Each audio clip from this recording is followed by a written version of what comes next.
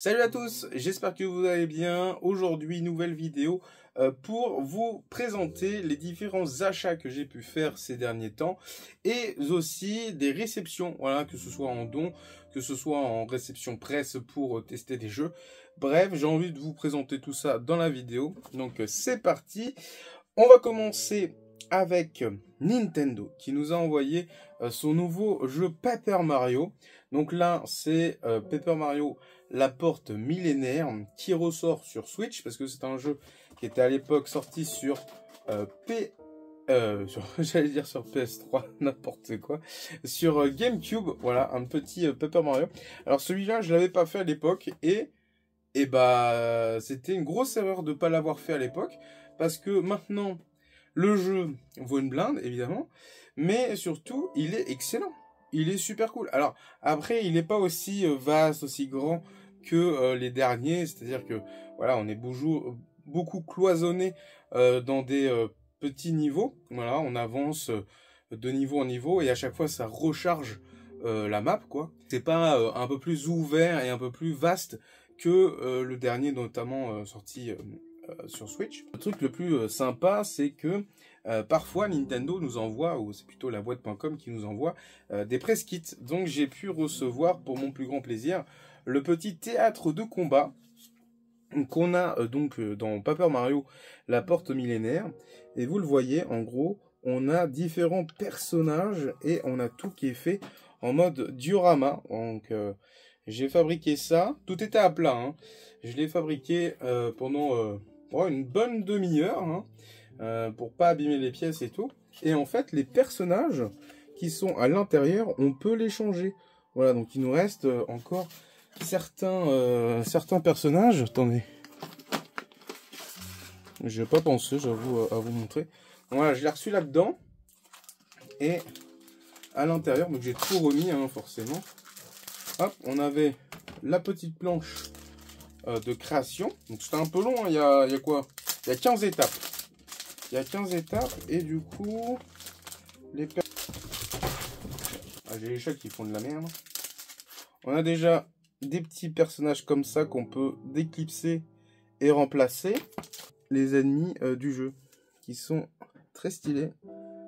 Donc ça, évidemment, on pourra les défier et puis la rencontrer dans l'aventure Paper Mario La Porte Millénaire.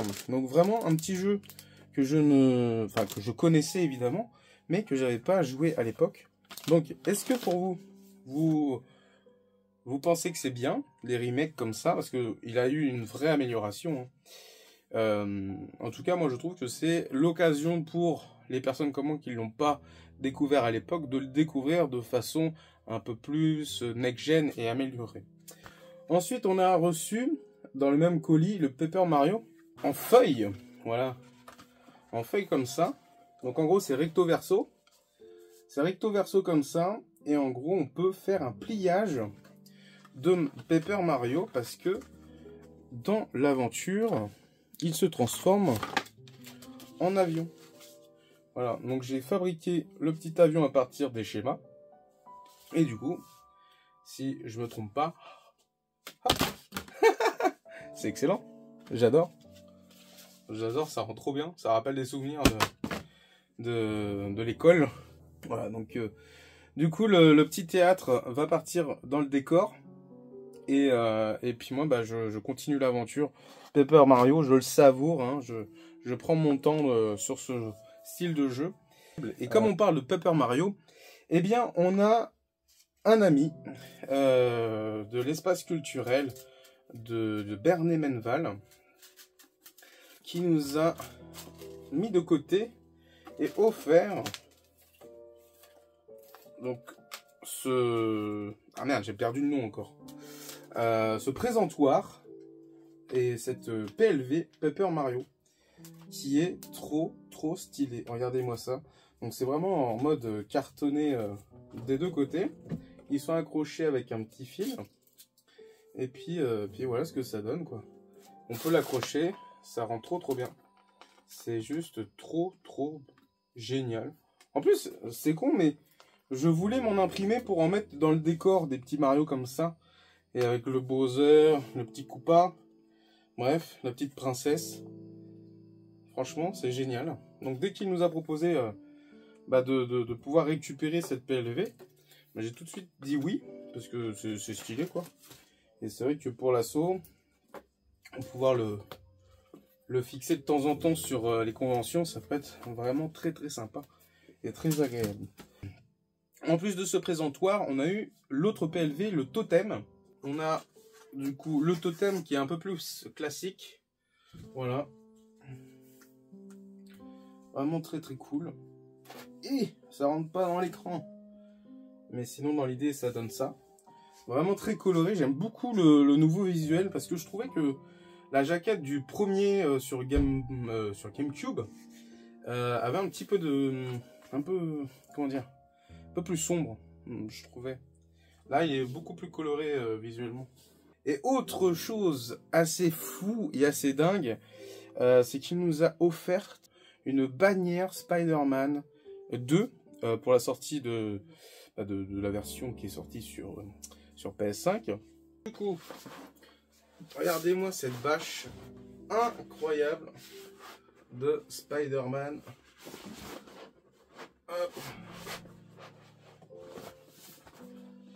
Voilà, je suis caché derrière, tellement elle est grande. C'est stylé, non? C'est vraiment trop trop cool. En plus, ce qui est bien, c'est qu'il y a des petits anneaux ici pour l'accrocher. Et il y a encore le tube à l'intérieur pour que la bâche soit bien droite. Parce que sinon, ces bâches comme ça, enfin ces bâches de ce style, s'il n'y a pas de support à l'intérieur, c'est un peu compliqué. Mais sinon, voilà. Voilà ce que ça donne. C'est génial, hein? Moi, franchement, j'adore. Bon, normalement, on a une autre bâche de prévu, donc je vous montrerai à l'occasion cette réception. Et puis, comme ça, voilà. Si on a un événement à habiller avec du Spider-Man, du Marvel, du Sony Pictures, et on sait quoi mettre pour cette soirée, pour cet événement.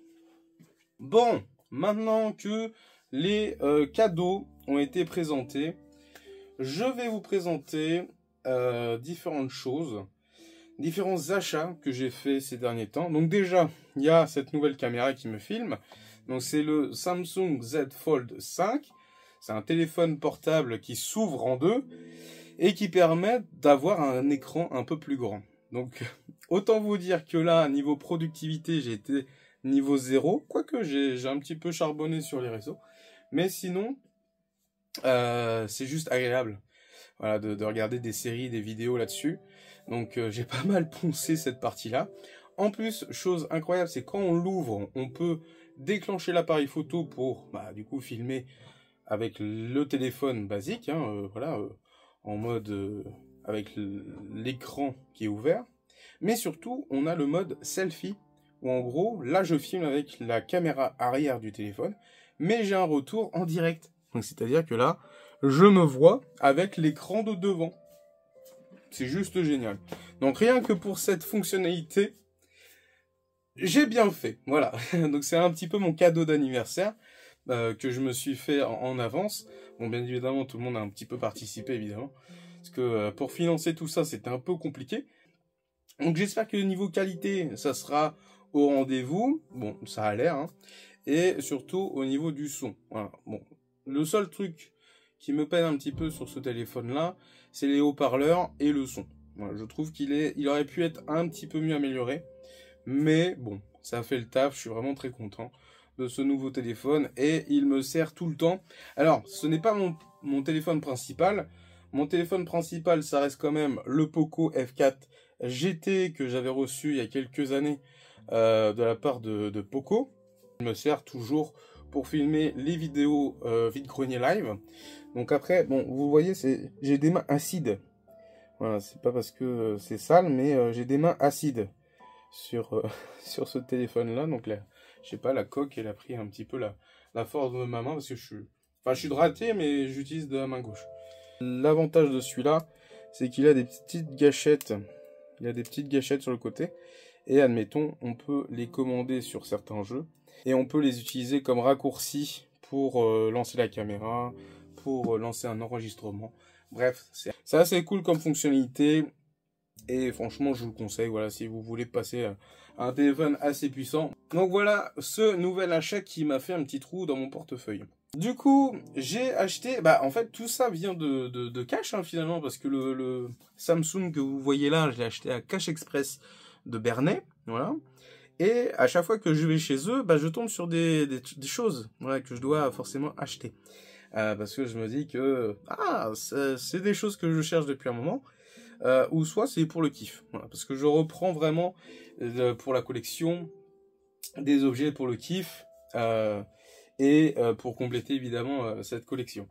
Donc du coup, j'ai acheté pour 20 € ce Laser Ghost. Donc c'est un petit jeu Master System qui était sorti à l'époque qui nous permet de suivre une jeune fille qui est juste là, une petite blonde, hein, qui est attaquée par différentes choses.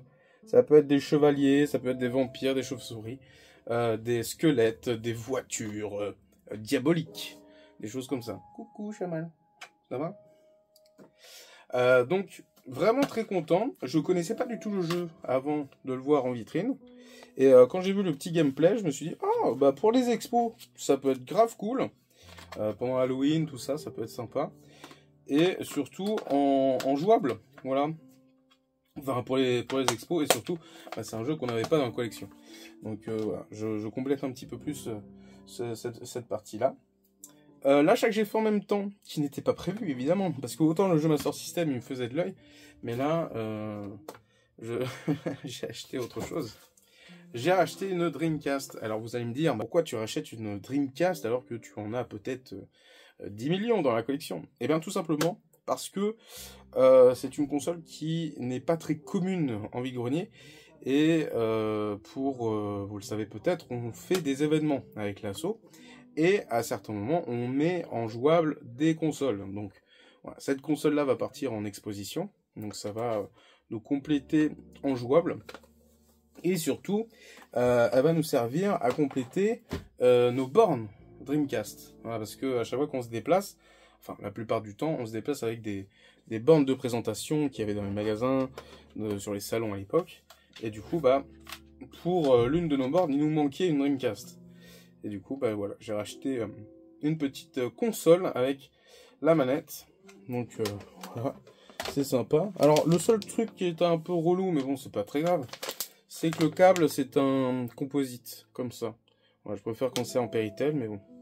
Ça permet de cacher la prise à l'arrière, plutôt qu'avoir... Vous savez, des fois, sur les gros écrans, on a les prises à l'avant. Donc, de ce côté-là, c'est un peu plus chiant, parce que les gamins peuvent toucher, ou autre.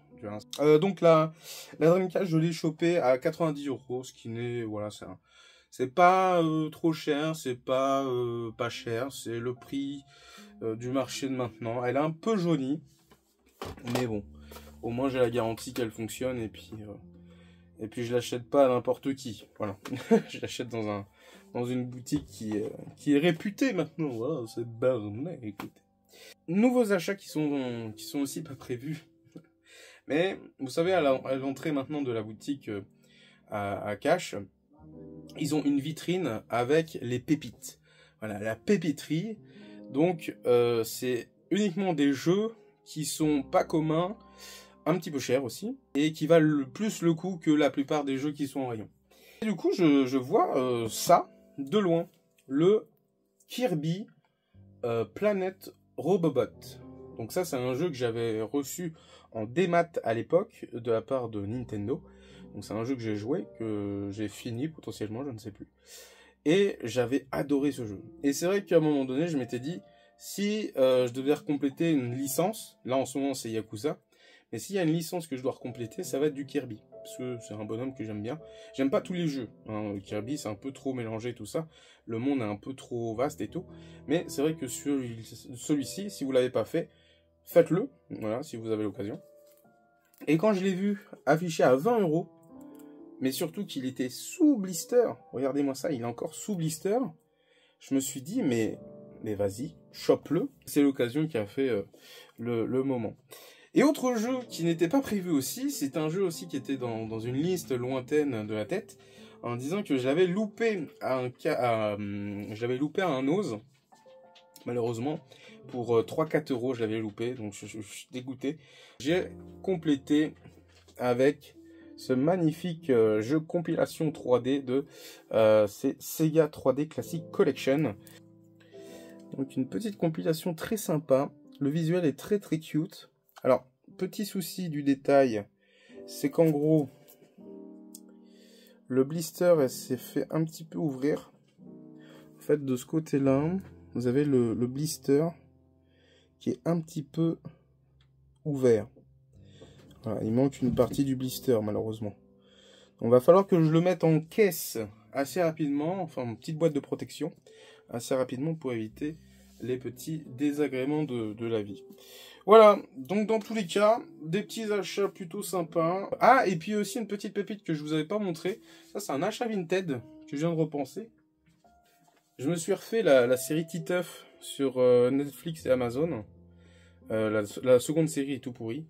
Mais voilà, ça c'est des souvenirs d'enfance. Pas forcément le jeu, mais au moins la série qui passait sur France 3 à l'époque. Et du coup, j'ai trouvé ce coffret pas commun sur DS. Et je me suis dit, bah, vas-y, pourquoi pas l'acheter. Donc, c'est trop cool. Regardez-moi ça. Donc ça, c'est le film qui a été fait en jeu. Donc, c'est des Titeuf, enfin, c'est des party games, quoi, un peu basique pour les enfants. Mais sinon, voilà, ce coffret-là, je trouve qu'il n'est pas très commun. Et c'était l'occasion de le rentrer dans la collection. J'ai dû l'acheter 20 €, je crois, avec les frais de port. Ça affichait à 18 ou 17. Et avec les frais de port, ça faisait ça. Donc voilà, j'ai complété ce que je voulais me refaire la collection des jeux Titeuf à un moment donné. Et puis j'ai vu les prix. Je me dis, bon, on va attendre en vide-grenier. Mais sinon, voilà, à l'occasion, on fera ça. Bon, et bien sur ce, j'espère que cette vidéo vous aura plu. N'hésitez pas à vous abonner à la chaîne. Si vous avez des petites choses à offrir à l'assaut, bah, c'est avec grand plaisir. Vous le savez, on complète petit à petit. Là, je suis en full set Yakuza en ce moment. Il me manque Judgment 1 sur PS4, PS5. Et le Lost Judgment, on l'a en démat uniquement sur PS4. Voilà, donc j'essaye de choper à peu près toutes les versions des jeux et au moins pouvoir se faire tous les jeux. Ah, et puis les versions Xbox aussi, on les a pas. Mais voilà, je complète petit à petit. Et puis bah voilà, c'est des coups de cœur, comme ça, comme le petit Kirby qui apparaissent devant moi et puis je me dis oh bah vas-y, hein. Ça me fait plaisir moi de mon côté. Ça complète la collection du Nemco Show. Et puis ça permet à les mettre en vitrine, les mettre en jouable pour certains. Surtout la Dreamcast, du coup, bah là c'est vraiment un achat fait pour les événements, pour la borne et tout. Mais voilà. Sur ce, bah, je vous dis à très vite. Et puis à bientôt sur les réseaux. Des bisous tout le monde.